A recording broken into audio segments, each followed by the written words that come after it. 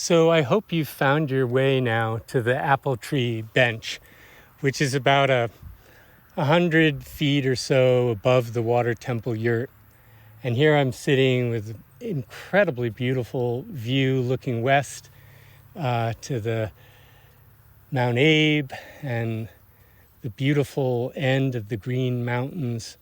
And below that in the foreground, our own blueberry operation, which is really inspired by Helen and Scott Nearing, whose story of finding their own way to self-sufficiency was deeply influential 30 years ago to Helen and myself. There's about 800 blueberry bushes in that acre and a half or so that you see. 9 different varieties, first planted in 2003, I believe, and then the second half in about 2010. All organic. If they're beautiful to you, that's the magic of Helen's care and kinship with those berries.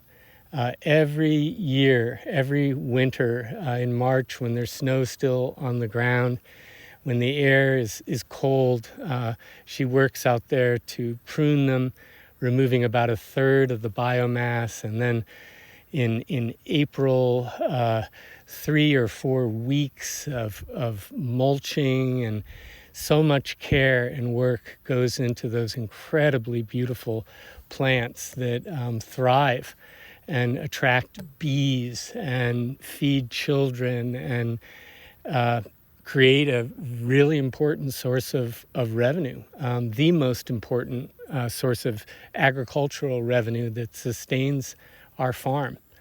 Yet another example of the role that plants play in human beings' life to help us and care for us and nourish us.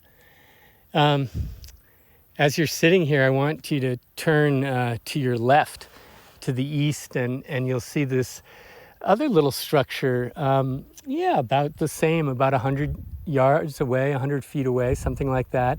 That's the meditation hut.